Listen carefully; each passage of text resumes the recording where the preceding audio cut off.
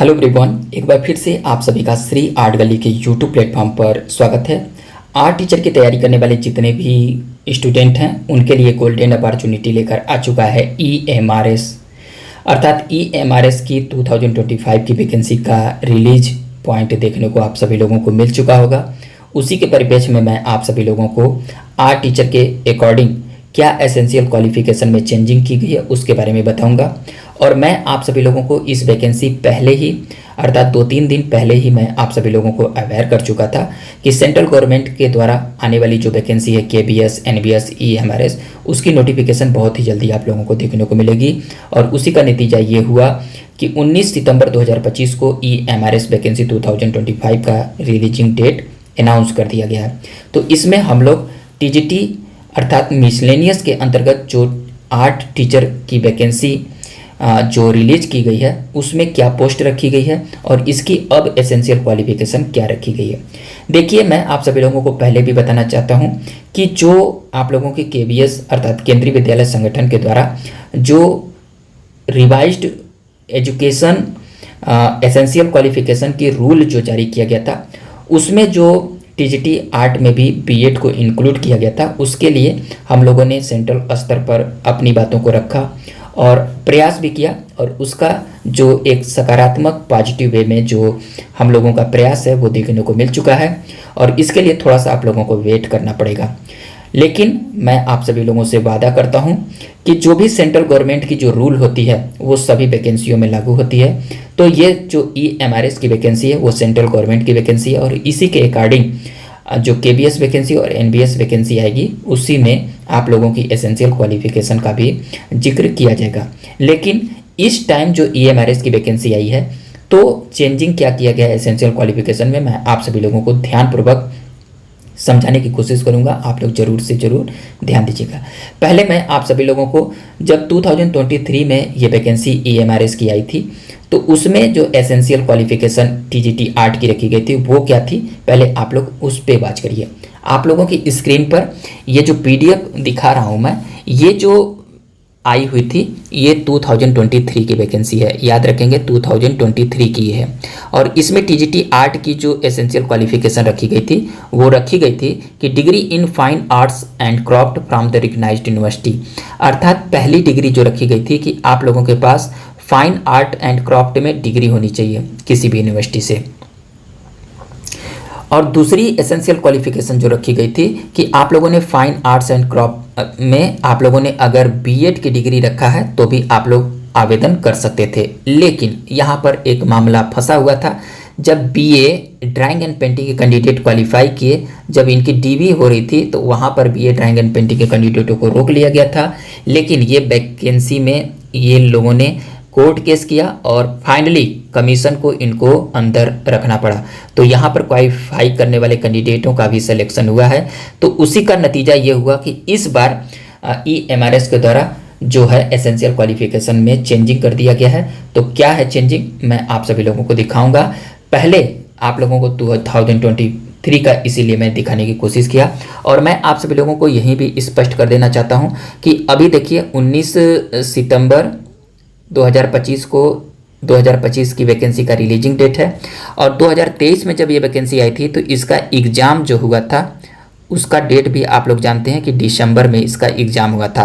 तो इस वैकेंसी का भी एग्ज़ाम जो है दिसंबर या जनवरी में जा सकती है। आप लोग ध्यान से अपनी तैयारी को कंटिन्यू करते रहिए। 2023 में जब ये वैकेंसी आई थी तो वहाँ पर आर्ट टीचर की जो वैकेंसी की पोस्ट थी वो 342 के आसपास पोस्ट थी। अब 2025 में यहाँ पर जो सीटों की संख्या है 279 पोस्ट देखने को मिल रही है। आइए हम लोग 2025 के वैकेंसी पर चर्चा करते हैं। यहाँ पर दोस्तों देख लीजिए, ये जब 2023 में वैकेंसी आई थी तो देखिए मिसलेनियस कैटेगरी के अंतर्गत ये ट्रेंड ग्रेजुएट टीचर, यहाँ पर जो दूसरे नंबर पर ये आर्ट टीचर की वैकेंसी आई थी तो यहाँ पर सीटों की जो संख्या थी वो 342 सीटें थी। दोस्तों ध्यानपूर्वक देखिए, आप लोगों के स्क्रीन पर EMRS स्टाफ सिलेक्शन एग्ज़ाम 2025 ये आप लोगों की 2025 की जो है वो PDF है।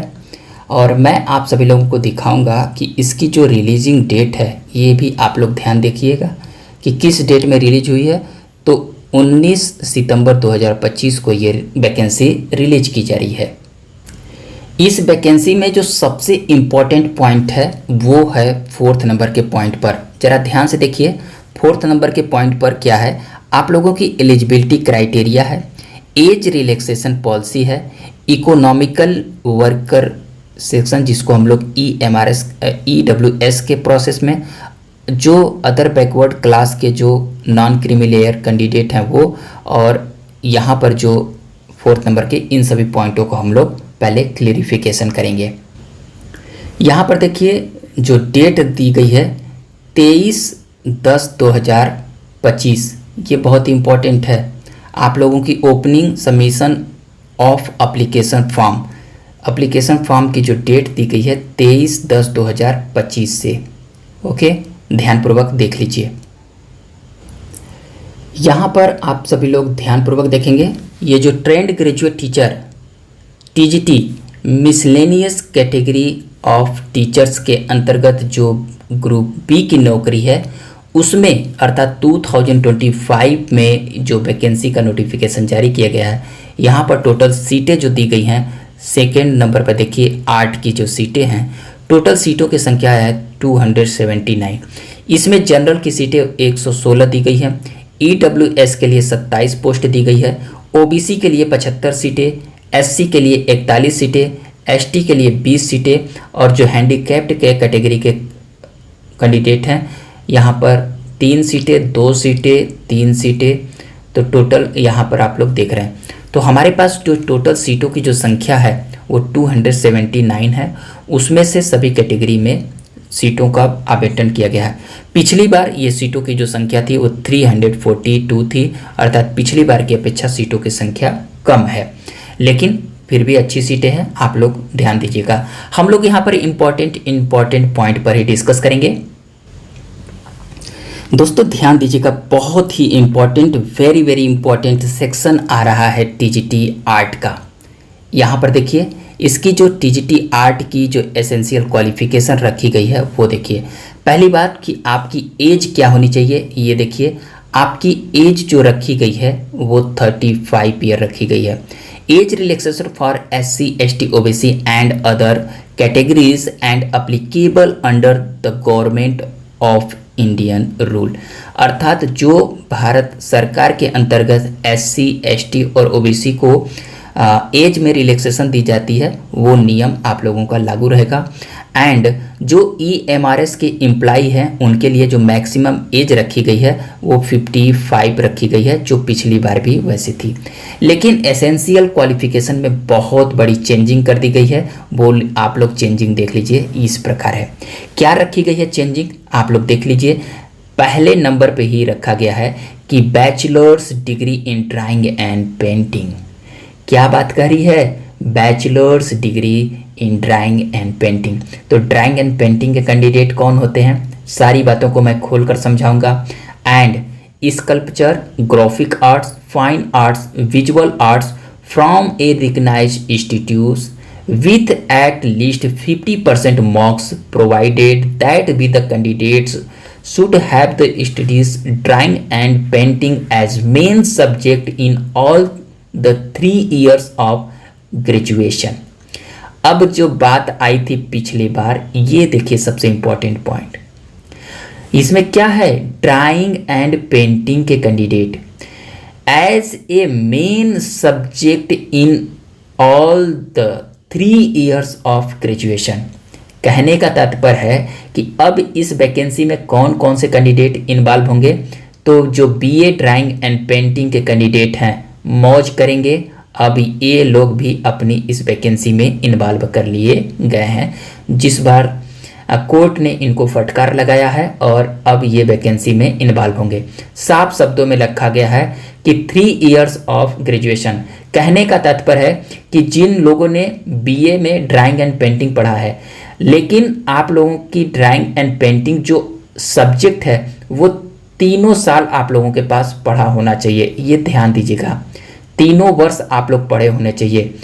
Subject in all the 3 years of graduation as a main subject. मतलब जो आप लोगों ने ड्राइंग एंड पेंटिंग पढ़ा है वो तीनों साल अगर आप पढ़े हैं ड्राइंग एंड पेंटिंग बीए में तो आप लोग यहाँ पर एलिजिबल होंगे, ये पहली शर्त है। उसके बाद कौन से कैंडिडेट यहाँ पर होंगे, तो यहाँ पर देखिए फाइन आर्ट्स अर्थात bachelor of fine arts BFA के कैंडिडेट। वैसे भी आप लोग जानते थे, बड़ा ये उछल कूद कर रहे थे कि अब KBS vacancy, NBS vacancy, EMRS इनको बाहर कर दिया जाएगा। तो अब आप लोग मौज करिए। और इसके पीछे जिसने प्रयास मैंने किया है, जो भी मैंने लड़ाई किया है, वो देखिए आप लोगों के बीच में सकारात्मक प्रयास है। मैंने इसीलिए 2023 की वैकेंसी के जो नोटिफिकेशन था उसमें एसेंशियल क्वालिफिकेशन को पहले दिखाया है और अब इसीलिए दिखा रहा हूँ कि अब देखिए हम लोगों का सकारात्मक प्रयास जो हमने आगे तक आप लोगों के प्रयास को लेकर गए। तो बीए एंड ड्राइंग वाले कैंडिडेट खुशी करिए और इसके लिए आप लोगों को चाहिए कि इस चैनल को आप लोगों को लाइक कर देना चाहिए, ठीक है, जो भी मैं आप सभी लोगों के लिए प्रयास करता हूं। तो बीए ड्राइंग एंड पेंटिंग वाले कैंडिडेट अब आप लोगों की रास्ता खुल चुकी है। अब आप लोग यहाँ पर एकदम आराम से वैकेंसी में इन्वॉल्व हो सकते हैं, समझ में आ चुका। उसके बाद देखिए विजुअल आर्ट्स यह क्यों रखा गया है। Visual art, fine arts, graphic arts, sculpture, drawing and painting, इन सभी को क्यों इंक्लूड कर लिया गया है और बहुत ही साफ शब्दों में इस बार रखा गया है। From a recognised institute with and 50%, आप लोगों के ग्रेजुएशन डिग्री में 50% होना अनिवार्य कर दिया गया है। और दूसरी चीज़ मैंने आप लोगों के समझ दिखाने की कोशिश किया कि ये क्या है, सेंट्रल गवर्नमेंट की वैकेंसी है और यहाँ पर किसी बीएड की अब बात नहीं की जा रही है। क्या है, बीएड की बात नहीं की जा रही है।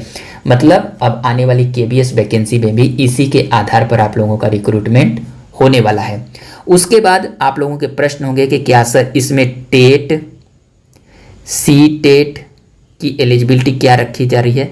तो यहाँ पर किसी प्रकार की कोई एलिजिबिलिटी सी टेट और बीएड और टेट की एलिजिबिलिटी नहीं रखी गई है। एक सिंपल सा डिग्री रखा गया है कि आप लोगों के पास bachelor of fine arts BFA वाले हों चाहे बीए ड्राइंग एंड पेंटिंग वाले हों, आप लोग यहाँ पर आवेदन कर सकते हैं, ठीक है। तो ये एक इन्फॉर्मेशन था और जो सबसे मोस्ट इम्पॉर्टेंट इन्फॉर्मेशन था कि आप लोगों की एज जो है 35 ईयर्स से अधिक नहीं होनी चाहिए और आप लोगों की एसेंशियल क्वालिफिकेशन ये होनी चाहिए। अभी मेरे पास समय का अभाव है लेकिन आप लोगों के बीच में और डिटेल में वीडियो लेकर आऊँगा। लेकिन सबसे पहले कौन कौन से बच्चे इन्वॉल्व हो रहे हैं, मैंने आप सभी लोगों के जो प्रयास किया था वो मेरी को खुशी थी और मैंने आप लोगों के लिए जो कर दिखाया उसके लिए आप लोगों को तहे दिल से शुक्रिया कहना चाहिए, ठीक है। तो चलिए हम लोग अगले सेशन में भी इंपॉर्टेंट पॉइंटों को डिस्कस करेंगे। तब तक के लिए थैंक यू दोस्तों, आप लोग नेक्स्ट वीडियो के लिए वेट करिए।